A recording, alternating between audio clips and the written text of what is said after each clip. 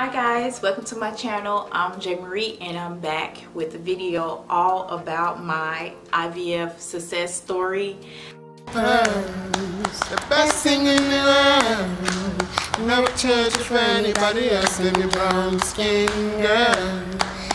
I am so blessed to have my baby boy Ty in my life, and today I decided I wanted to share my story on how we did conceive Ty. He is now 13 months old. I posted my labor and delivery story some months back, and I know I mentioned I was going to share my story on how we did conceive Ty. We did do IVF back in November of 2017. The process is not easy, guys.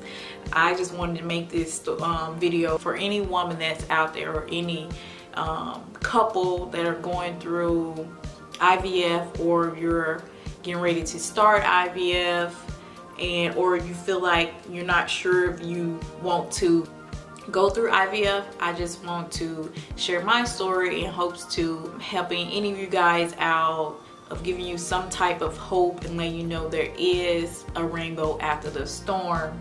Just a little backstory on me. I did suffer 2 miscarriages, second one being an ectopic pregnancy where I had to have emergency surgery, and I did lose both of my tubes. So IVF was my only choice to conceive.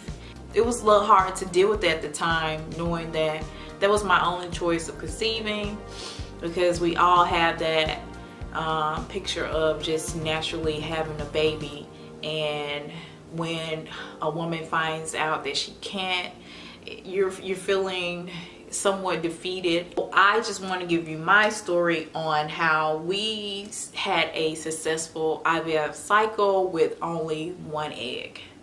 Yes, 1 egg. All it takes is 1 egg, guys. Naturally, you have a 20% chance of conceiving, and with IVF, I'm not sure the percentage, but if you only have a 20% chance naturally, now you know the chances with IVF is a little bit lower than that. So what is IVF?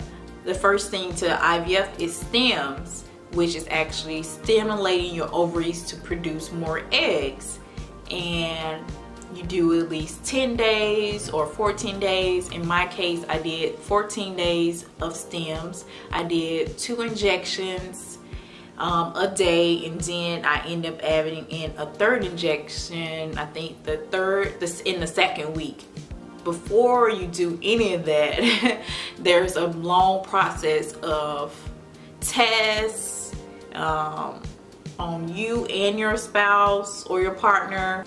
My tests didn't come back pretty good. AMH, which was egg count or egg quality. You know, women, we are all born without eggs. So I had a low count of eggs, and at that time I was 31. And so off the bat, I already had 2 things that were against me. I had no tubes, and I also had low egg count. I didn't let that discourage me. It did in the beginning, I'm not gonna lie, but what I did was did my research, and I pretty much started a regimen of supplements.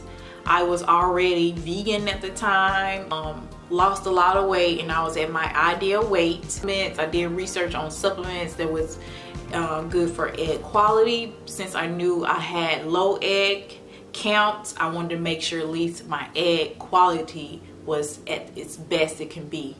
So my doctor already knew that because I had a low egg count that we wouldn't get many eggs. With IVF, that you have a pretty much strict, I don't want to say strict, everything is timed to the T.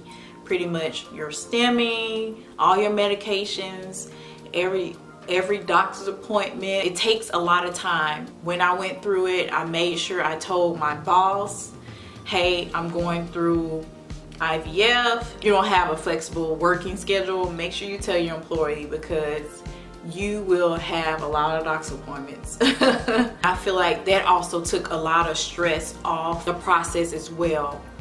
There's two types of ways to do an IVF: fresh cycle or a frozen cycle. She was hoping for at least 3 eggs. Stems for 14 days, and at egg retrieval, they did retrieve 11 eggs, and of 11 eggs, 6 fertilized. So I was so thankful for that. We end up not doing a 3-day transfer because all of the eggs continue to grow and thrive. So we will push back to do a 5-day transfer, which I was so happy because the success for a 5-day blastocyst was better. And it had our transfer, and before they do your transfer, they'll show you your egg you're transferring. So at that time, we only had that egg and another egg that was still growing. We ended up with 2. So I got a call after the retrieval later on that day. I did get a call from the embryologist saying that our other egg stopped growing. So we put our faith in our one little embryo that we had transferred, and I just went with that, knowing that I will be pregnant. And I did become pregnant.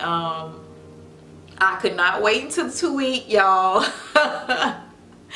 2-week wait was crazy. I ended up doing a test 6 days past transfer, and I did get a positive. I got a line, and so I was so happy to see that. Just have faith. That's what I continue, just keeping that faith and knowing that this is it. This will be my baby.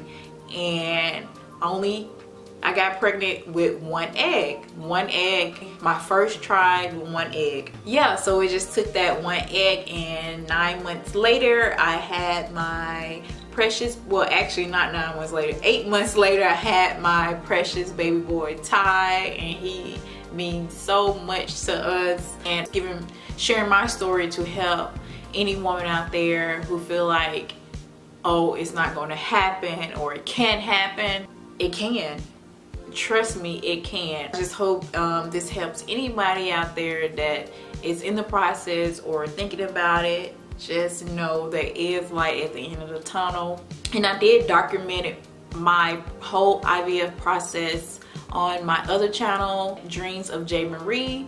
Check that out. I just go more in detail on my medications I was taking, and also some of the supplements that I was taking. So check that out, guys. I hope you enjoy, and I wish you guys the best. Bye.